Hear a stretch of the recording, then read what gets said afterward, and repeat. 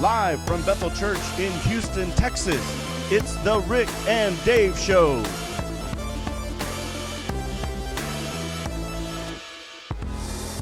And now join your hosts for this evening, Rick Martinez and David Teeter. It's good to be. We are so thankful tonight. We're so thankful tonight that you are here with us, and it's so good to see everybody tonight for the Rick and Dave Show. And man, Dave, how you been? Tell me what's going on in life. I've been doing good. I had a great weekend as we saw Sister Jess's family up there in Alvarado, and I was able to preach for her dad's church up there for both services on Sunday.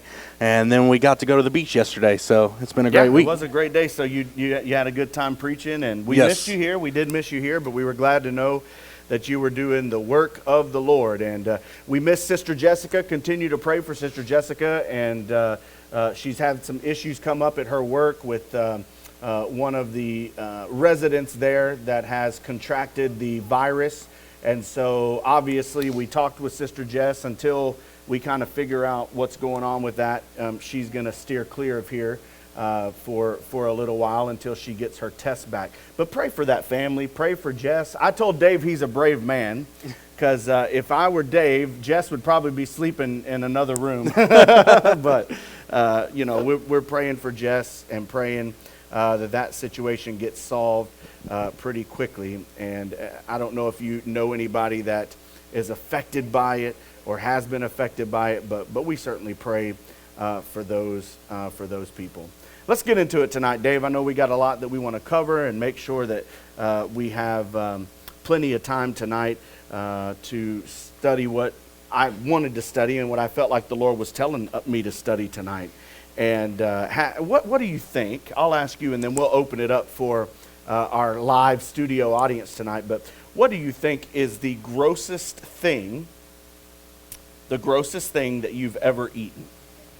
Grossest thing I've ever eaten. The grossest thing you've ever eaten. Oh, man. If my uncle was up here, he'd say pizza, if you can believe that.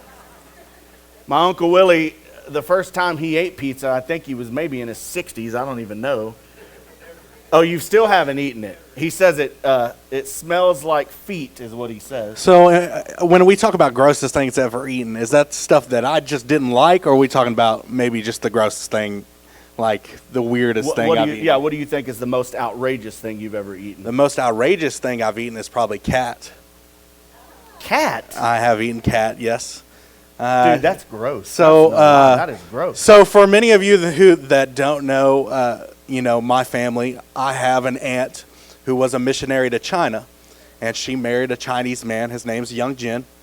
And one New Year's Eve, he made delicacies from China, and cat was one of them.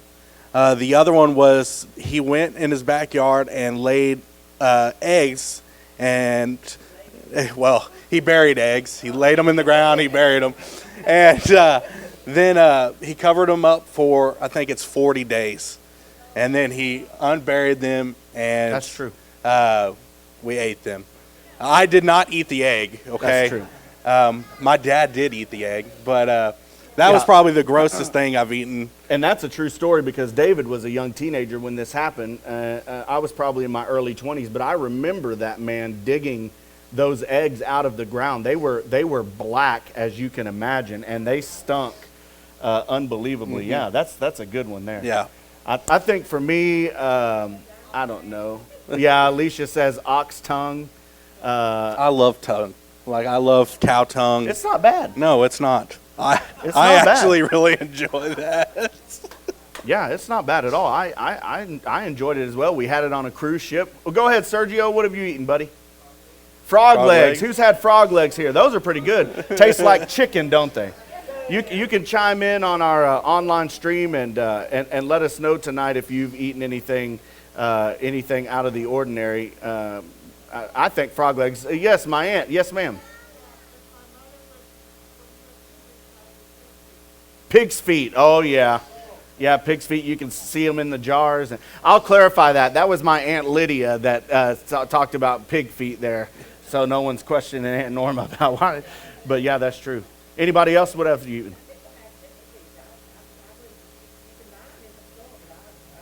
Yeah, chicken feet. Amber, what do you got? Anchovies. All right, anchovies. Bub, what? Snails. You had snails on the cruise ship. You did, yes.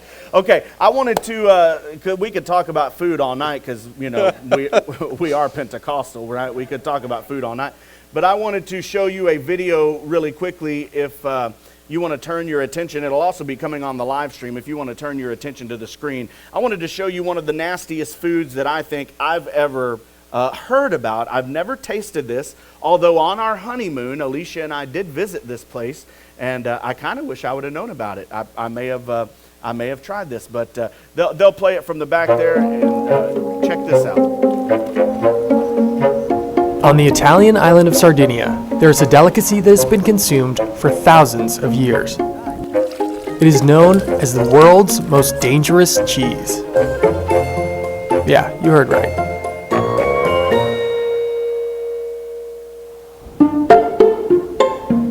Meet Simone Iba, a third-generation sheep farmer. Abbiamo circa 250-300 pecore che produciamo latte. Di questa una parte di questo latte lo utilizziamo per fare del formaggio Casumarzu. Casumarzu literally means rotten cheese, and it's not for the faint of heart, because this cheese is infested with thousands of live maggots. And while that might seem a bit off-putting at first, it's the maggots that give the cheese its distinctive texture and flavor. Here's how it works. First, a traditional wheel of pecorino cheese is made from sheep's milk. Then, a special fly called a cheese fly is allowed to lay its eggs in it. In una quarantina di giorni la forma sarà completamente invasa dalla mosca casearia e dalle sue larve. Over the course of 2 to 3 months, the maggots eat the cheese and then excrete it out again, transforming it into the soft and creamy Casumarzu. Per il sapore piccante e il sapore diverso, gusto pastoso, glielo dà il lavoro che fa la mosca. Today, it's a favorite for special occasions like weddings and birthday parties. But eating this cheese can be dangerous. Secondo qualcuno il verme continua a vivere all'interno. Non è così, se no saremmo pieni di vermi noi, perché ne mangiamo da una vita. Even though cases like this are extremely rare, it's risky enough that the cheese is illegal to sell. But farmers like Simone continue to make it for themselves. Sono pochi quelli che fanno ancora il formaggio marzo, però l'ho sempre conosciuto. Mio nonno l'ha conosciuto, i miei nonni, i miei zii. And they just can't get enough. Formaggio marzo, col prosciutto, una fettina di melone e la morte è sua.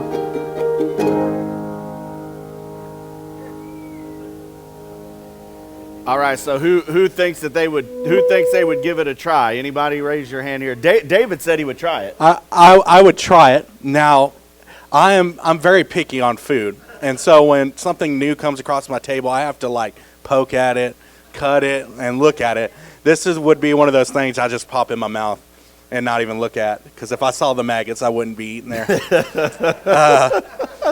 But You'll feel them down the throat, Scott said. you know, I did have a story about Go ahead. anchovies. We got time. Go ahead. So when Pastor Rick was DYD and we were interning, This is a good story. okay, so one of the games was you had to eat stuff that was nasty, Fear Factor, and one of the things was you had to eat an anchovy Twinkie. So we stuck an anchovy in the middle of a Twinkie. And we picked volunteers because, you know, people just don't want to eat nasty stuff. And we had this kid who said, I'll volunteer. And he started eating the Twinkie, and blood started pouring out his nose. And he just kept on eating. Blood, anchovy, Twinkie, all of it. And to come to find out, he was allergic to anchovies. But he knew he was allergic to anchovies and didn't care. And just continued to eat blood, anchovies, and Twinkies. That's how much he wanted to win. He continued to eat as the blood rushed out of his nose because he was allergic. So I stopped that game rather quickly. We sure didn't want to lose a life at youth camp. It's an interesting thing what people eat. There are things that are eaten all over the world that we certainly wouldn't eat in America.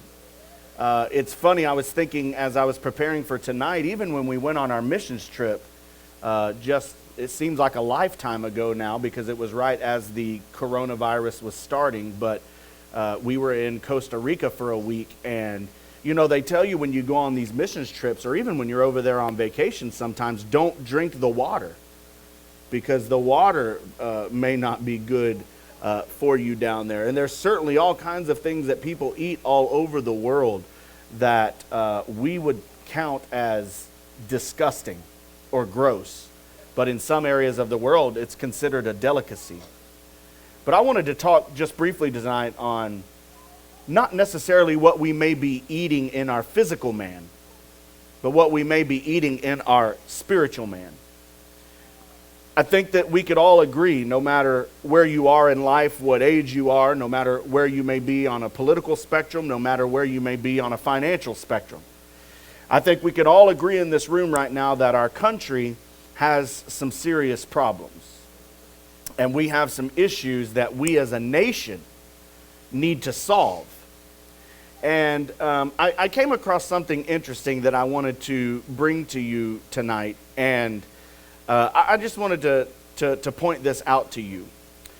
In 2020, the number of people who have quit going to church, in other words, quit attending on a regular basis, has increased drastically in 2020. Now, this research was done even before the coronavirus.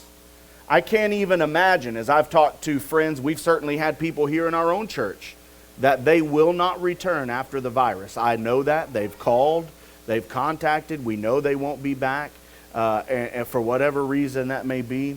And so there's no telling across the country what's going to happen to church attendance. But I want you to notice something. That same research tells us that even though church attendance has declined in 2020 drastically, there's been a number that has stayed the same. And that number is the percentage of atheists that live in the United States of America. So even though the decline of church attendance has been drastic, think about that for a minute. The number of people who claim to be atheists, so if you don't know, if you're watching online, you're a young person, you don't know what an atheist is. An atheist is someone that does not believe that God exists, okay? So that number has remained the same at 3.8%. So even though scores and scores of people have decided they're no longer going to attend church, the number that say they do not believe in God has remained at 3.8%. So what does that say to us? That says that we have ministry that needs to be occurring in the home. So if those folks, it's not like those folks are dropping out of church and then saying, well, you know what, I've just lost my faith altogether, so that I'm going to flip over to join atheism. But these people are just saying, no, I still believe that there's a God, but I just am not going to attend church any longer. So here's the deal. I've heard time and time again throughout this whole issue that's happened, not only with coronavirus, but now with the horrific death of Mr. Floyd, and the way that he was murdered was terrible. I've heard it throughout the looting and throughout the rioting that has happened in our country over the last 2 weeks about now. I've heard it and I've seen it on Facebook, and you've probably seen the same thing, that we have a what problem in America? A sin problem in America. That's what people are saying. Well, it's not necessarily that we have a racism problem, whatever. And you can be on whatever side of the spectrum that you want to be on that. I'll tell you as your pastor, there are things in this country when it comes to race that we have to get fixed. Period. All right? Period. We have to, as American citizens, get back to doing what I believe Christ wants us to do when he said love your neighbor, and that's love everybody. Love your black neighbor, love your Hispanic neighbor, love your gay neighbor, love your Republican neighbor, love your independent neighbor, love your Democrat neighbor. Doesn't matter. Love your neighbor. That's what Jesus said. Because Jesus did not give a stipulation when he said love your neighbor. He just said, I want you to love them. And that's what we need to get back to doing. I believe that what's happening in our country is kind of what we just talked about. It's a little bit of a you are what you eat problem. And we've been eating things for so long in this nation that it has begun to affect us as a society. I think about video games, for example. Growing up, my favorite video game was Mario Brothers. Anybody else a Mario Brothers fan in the house or online? And you can tell us online too your favorite video game. If you have a favorite video game, I want to hear your favorite video game. Dave, let me hear it. My favorite video game is probably another Mario game. But I Mario Kart? No, not Mario Kart. Then I don't want to hear you. Whatever you say after this. No, go ahead. My favorite video game would probably be Mario Baseball. Now, Mario Baseball came out on the GameCube, and I kind of had a funeral a couple weeks ago because I realized my GameCube doesn't work anymore, so I can't play Mario Baseball, and it's my favorite video game of all time. And a lot of people don't like that one, but that's my favorite one. That's not bad. Anybody else in here have a favorite video game? Amber, let's hear it. Frogger. Oh, that's a good one. Frogger from the old school arcade. You jump the little frog across the street. Sega Genesis. Yeah, Brother Scott? Centipede. That's taking it back. The Centipede Miss Pac-Man combo there. All right, boys, let's hear. We have Jason and Austin. All right, let's go Jason first. Sonic the Hedgehog. Ooh, that's a good one. What about you, Austin? Oh, and number 2, Sonic and number 2. Isaac, what's your favorite, as you call it, video game? Your Leapfrog, yeah?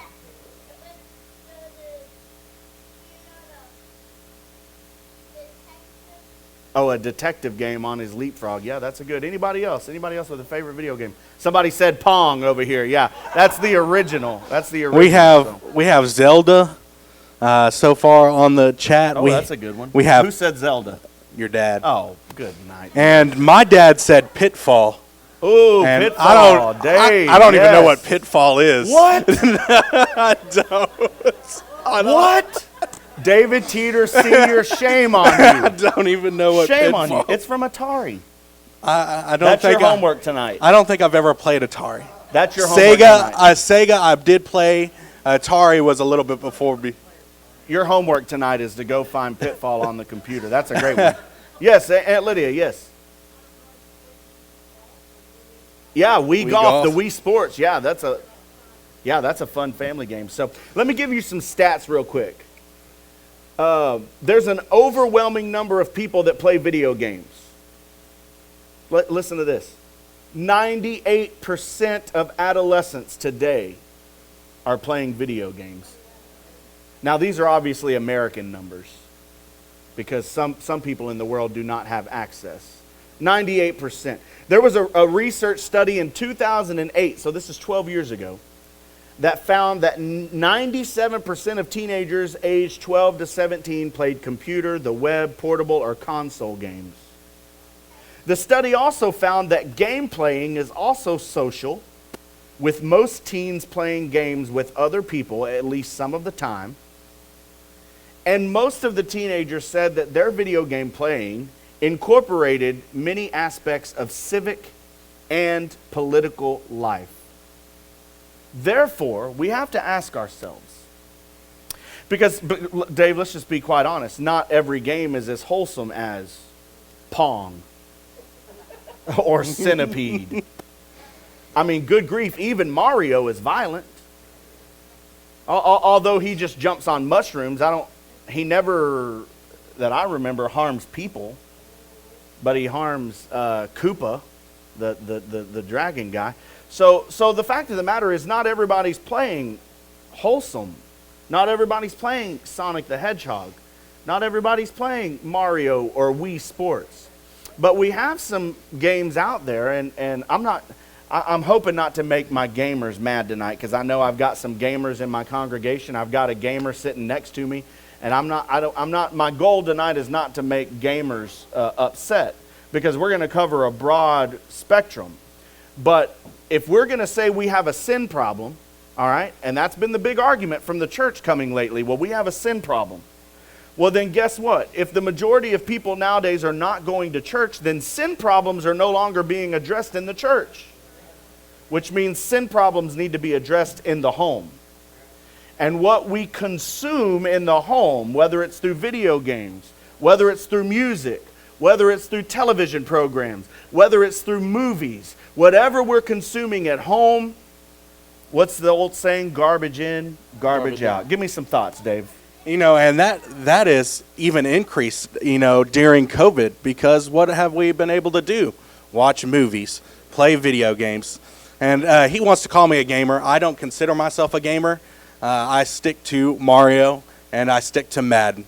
And that's probably about all the games I play. Now, since COVID has started, I've played more video games than I think I've ever played. He's a gamer.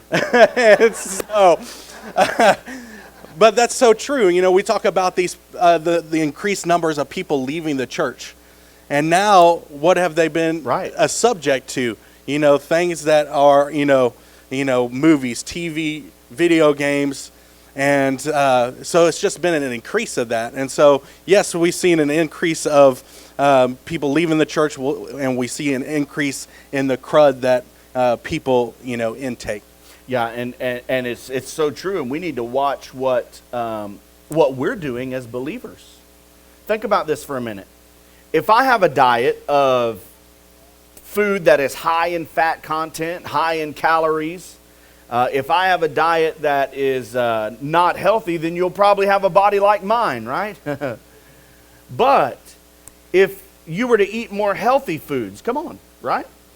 If we were to eat more healthy foods like fruits and like vegetables, then it's been proven by medicine and by science that you can experience a health. Now, I know that there are exceptions to this rule on both ends of the spectrum. Some people eat very unhealthy and they have no health problems. Some people eat nothing but rabbit food and they have serious health problems. I know there's exceptions, but if you look at the average, right, you are what you eat.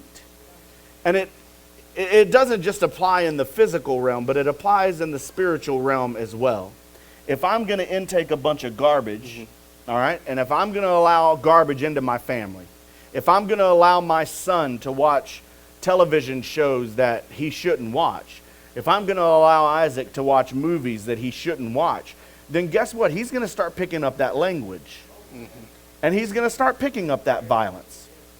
Do you know what my son likes to do with his sister? He likes to do the crane kick from Karate Boy, Karate Kid. Why? Because that's one of his favorite movies. So anytime Isaac watches Karate Kid, guess who's got to be Mr. Miyagi? Me. And he wants to come and hi-ya, hi-ya, hi-ya. He is imitating what he's seeing on the television. But see, we want to believe, Dave, that stops when you hit a certain age. But my argument is it does not stop when you hit a certain age. There was a wildly popular video game that came out when I was in college, maybe even in high school, called Grand Theft Auto. Grand Theft Auto's whole premise was you steal cars, you beat up prostitutes, you beat up people and try to kill people in order to get more money, and you run from the cops and kill cops. That's the premise of Grand Theft Auto. And so I just want to make sure that we understand something. If we as a society keep, and I know some people here have never seen Grand Theft Auto in your life. Some people here have. I have. And so if we keep as a society intaking things like Grand Theft Auto, intaking music that is degrading to women, come on, right? Intaking music that is degrading to police officers. If we're taking in music that's using the N-word to describe people, then what are we going to hear and see in society? That same very thing. Dave, you found some great scripture, and go ahead, and I want you to get into your scripture. And that's a very big point, because when people talk to video games that say, hey, my children are learning behaviors from your video games, and they're going to tell you, no, we teach important beliefs in those video games. And I wrote some down, some core beliefs taught by video games that I found. Social perspective on disease. So we're talking about like zombie games. We're talking about how a society should react Didn't even think of that. during in cases of emergency. A zombie apocalypse. A zombie apocalypse. And during those games, what do? You beat people up. You try to be the first one out of the room. You think only of yourself. The second one is how to react during social issues. We see what is going on in the world now. And we can see in a lot of video games, this is how the people should react in video games. That another belief is science is demonic. That science should have no part in the world, that science is only evil. A big one, and churches should be reminded of this when your child comes up and says, I want to play this new video game. But video games now view religion, or they pose religion as a violent sector of society. That religion equals violence. Another belief is freedom to make most decisions, which means they're playing God. Grand Theft Auto is a perfect one. They go and kill people, beat up people, and one of the things is that parents say is, I would rather my teen play video games than having my teens do drugs, alcohol, or street racing in real life. Well, you're planting seeds when they play that video game of those evil things. And so just because they're playing video games doesn't mean in their mind they're not thinking that's okay or not okay. Because here's an obvious truth about what's going on in the world today. And you can feel however you want to feel about the media and the media machine in America. But the thing about America is we believe what we see. Americans believe what they see. It's why these social media platforms have had to start these fact-checking things that they put up there. Oh, this story is not true. For instance, I saw a story from the Babylon Bee online. If you don't know what the Babylon Bee is, it's a Christian satire website. And I saw a post after Harvey that had Joel Osteen on the front of it, standing on a yacht called the SS Blessed, driving through downtown Houston as the streets were flooded. And the news article said this: as people screamed for help, Joel Osteen cruised down Milam Street, throwing out copies of Your Best Life Now. That's what the article said. And people, no lie, Craig, people were believing it. They were posting on there, how dare Joel Osteen do, So people believe what they see. They believe what they see. That's why what we're being fed today, we have to understand and not let garbage into our homes. Alicia and I, seriously, we've turned the news off, period. I'm done. We've turned the news off. If I need to know something, then I know somebody else will let me know on social media, and then I'll research it. The things that we got to be careful the garbage that we allow into, because that's what we're being fed. I think about, and let's not just pick on millennials here. Mm-hmm. Let's not pick on our age. And you say that because out of your stats, and I found a stat of my own, 70% of video gamers are aged 18 and over. How many? What percent? 70% of video gamers are over the age of 18. So this garbage in and garbage out is not just an adolescent problem. It's an adult problem too. Yeah. So the thing that I think about shows like this, we're being fed garbage all the time. Think about The Bachelor or The Bachelorette. That's garbage. It's garbage. It's Hollywood telling you how you should court and date. And so we got however many women they put on there all fighting for one man. It's garbage. But it gets ratings. Unbelievable. Garbage. Musical artists that we have out nowadays, they're throwing garbage out there. I talked to you guys years ago about an artist by the name of Lady Gaga. She had a song out a few years ago, and the name of that song was Judas. And it was an absolute mockery of Jesus Christ. And I'm telling you tonight, Dave, and you've heard me preach this before at youth camps all over this country, God is not going to stand by much longer and watch his son be made a fool of. He's not going to stand by much longer and watch us make a mockery out of Jesus Christ, the spotless lamb, the one that he sent to die on the cross. Because God didn't condone that from the very beginning. When I have a verse here describing Satan. And it's found in Ezekiel 28, 13 through 15. Let's go there, yeah. That's a good verse. And it says, you were in Eden, the garden of God.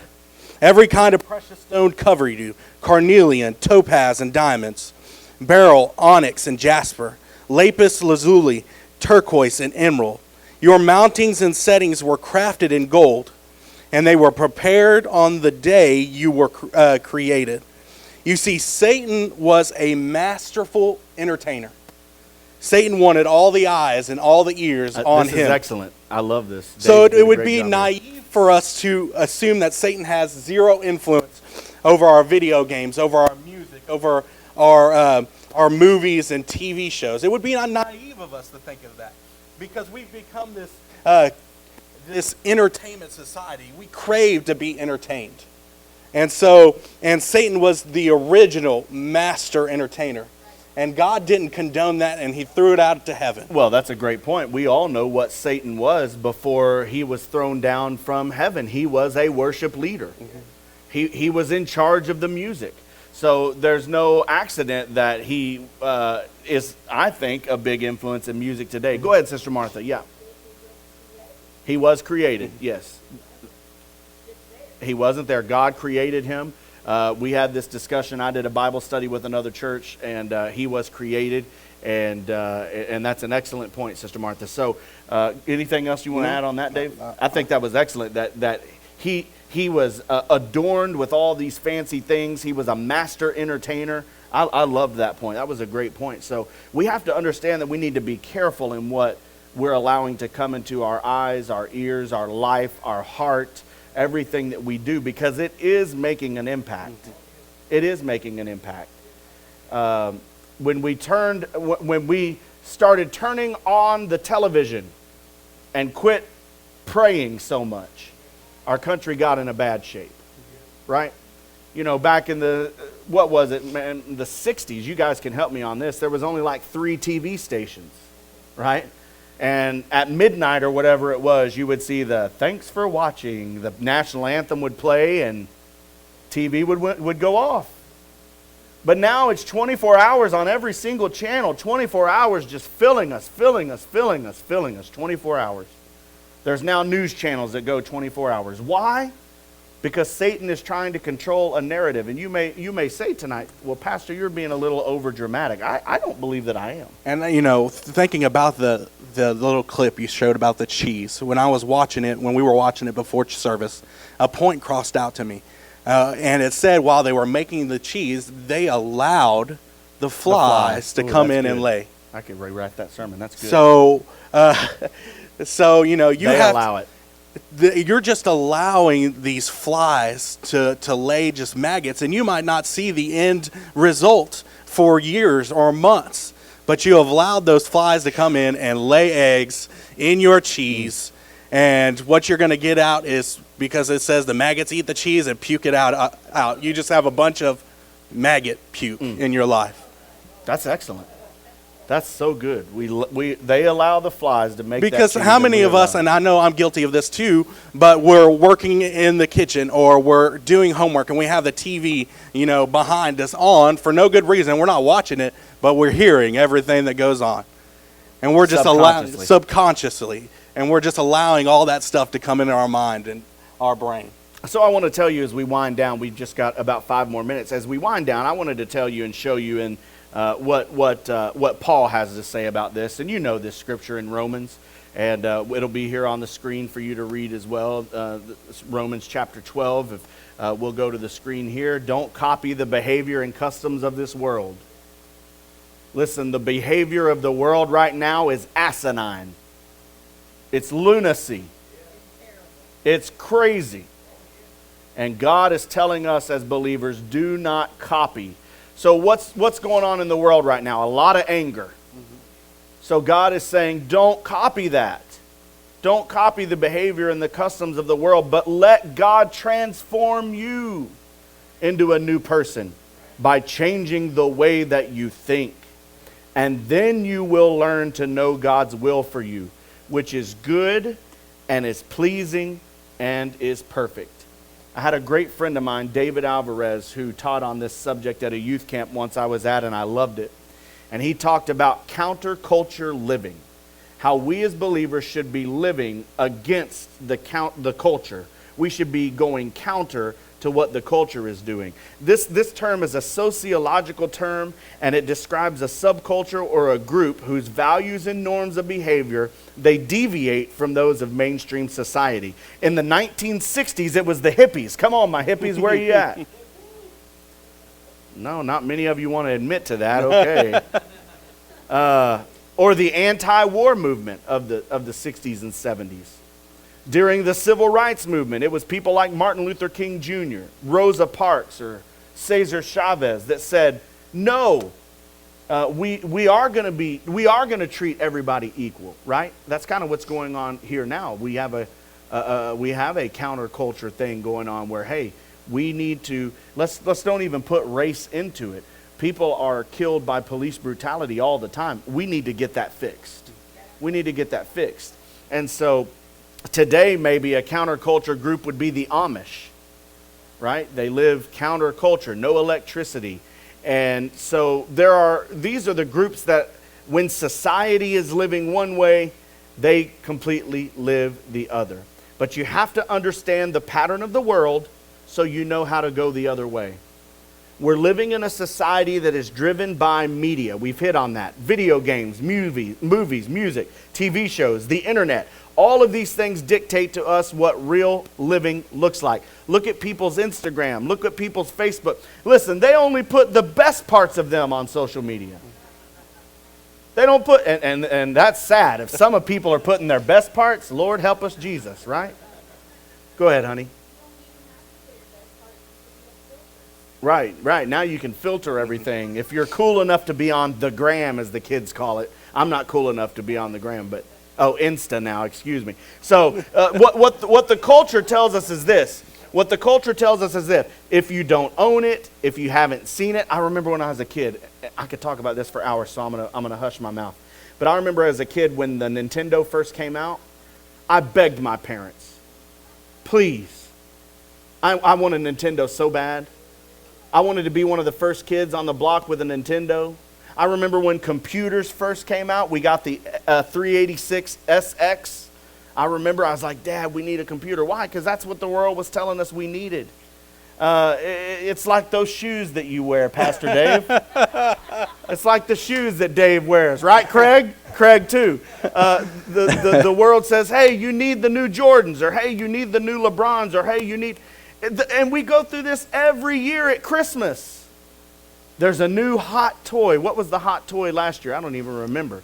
A few years ago, it was the Tickle Me Elmo. Was it the Hatchimals? The Hatchimals. The Hatchimals. Or the Ryan Surprise Toy Box. So society's telling us, if you don't have this, you're not cool. If you haven't played this, you're not cool. If you don't watch this show or listen to this music, then you're not a part of the cool crowd. Well, guess what? God doesn't want us to be in the cool crowd. He doesn't. He wants us to be in the righteous crowd and the crowd that is worried about what He has to say about us. Because guess what? What God has to say about us is far greater than what the world has to say. That's true. You know what the scripture says? That we are His masterpiece. We're beautifully and wonderfully made. Every day when you look in the mirror, tell yourself you're beautiful and you're wonderful, right? Because you are. God doesn't make junk. And I know sometimes a lot of us feel like, well, God, you really missed the mark with me because I'm a mess up. I don't have any hair on my head, right? I'm a little bit overweight. But no, God looks down at you and says, hey, I love you. You're my masterpiece. I created you to be you. You don't have to be what the world says you have to be. You need to be what I say you need to be, right? We're also living in a society that is self-pleasing. As long as it makes me happy, as long as I'm happy, I don't care who it hurts in the process. I just want me to be happy. Okay? We're a selfish generation. We live in a society that loves and celebrates violence. The MMA, the movies that we watch. And then we want to ask ourselves why people walk into churches and schools and movie theaters and start shooting the place up. Because violence has been glorified in this society. It's been glorified. We live in a society driven by fashions and by trends. My sweet sister's in town this week, and and watching her and my wife interact together as they sit on the couch or driving or whatever. Oh, look at this cute shirt on this website. Look at these. Do y'all know bell bottoms are back? Heidi, break them out of the closet. They're back. They won't fit you now. So watching my sister and my wife sit and, look at this cute shirt, look at that cute shirt. So society's driving fashion as well, right? Matter of fact, while we pulled into the parking lot today, my wife said something that she didn't think Isaac would tell me, but thank God he did. My wife, when I got out of the car to open the gate at the church, I guess she commented to Audrey, I'm going to throw that shirt away because this is like the 4th live stream that he's wore this shirt, right? So I get back in the car and Isaac says, Mom's going to throw your shirt away, right? So fashion, she may think I'm not fashionable enough. And it's so crazy. Listen, the pastoring world is nuts nowadays. It's like people won't even stop on your live stream unless you got holes in your jeans and a t-shirt on. It's unbelievable. So the world is driving all of that. But listen, God is still in control. And he's the one that says, I want you to be you. But I want you to live counter to what the culture is telling you to do. Paul tells us, do not conform to the patterns of this world, but be transformed. So tonight, let me challenge you. Let me challenge you tonight. Let's pay special attention in this time on what we're allowing into our homes, what we're allowing into our vehicles, and I don't care what source it comes from, Fox News, CNN, whatever. They all have an agenda. Don't be controlled by the agenda. Be controlled by the Holy Spirit. Don't be controlled by the agenda of President Trump or any of his anything he's got going on. Don't be controlled by the agenda of Joe Biden or what's going to be coming now in November as these two ramp up. That's been the one positive thing about the coronavirus. Normally by now we've had political debates and commercials and we haven't had to watch all that. But don't be controlled by all of that. Be controlled by what the Lord tells us to be controlled by, and that's following his word. You want to chime in on anything, Dave? And for to live this way, it's going to take some work. It's really easy to be convenienced and just have the TV going. It's really easy to convenience not to have to deal with your child when you say no, you can't have this, or no, I don't want that. That's really easy. But like I just talked about the cheese, and if my wife was here, she'd enjoy being thought of as a wheel of cheese. She loves cheese. Yes, but she does. I mean, and we've been there. We've been camping. I mean, it gets tired swatting those flies or those mosquitoes around you. But just like this cheese, it's really easy to allow the flies to come to the cheese and lay its eggs on that cheese. But it takes work, and it has to. And if you don't want your child to be influenced by the world, it's going to take some time swatting at those flies to stay off, your children's life. Absolutely. And so it takes work to be counterculture. Excellent, man. Hey, I think you did a great job tonight, Dave. Thank you so much. We're seeing some comments just real quick. Sister Prudence said, be careful, little eyes, what you see. Yeah, that's an excellent one. She used to sing that to us all the time. When she thought that we probably should make a different decision, she'd sing that song. Brother Ruben is joining us online as well tonight. We love you, Ruben, and we miss you. But let's challenge ourselves. I'll think about this, and then we'll close. It's crazy to me because during the quarantine, I finally just got tired of watching TV. I don't know about you. I was like, I'm tired of watching TV. It's amazing how much more you can get done when you turn that box off and go do something else, right? And let's challenge ourselves in everything that we do. Let's be shining examples of what the Lord wants us to be. Amen. We love you guys. We're so thankful you were here tonight and joining us on our live stream and here in person. We'll be back here Sunday morning, 11 a.m. for a wonderful, powerful word, and we hope that you will join us. Thanks again for joining the Rick and Dave Show. We just want to say we love you. Have a wonderful night, and we're praying for you. Thanks for being here tonight.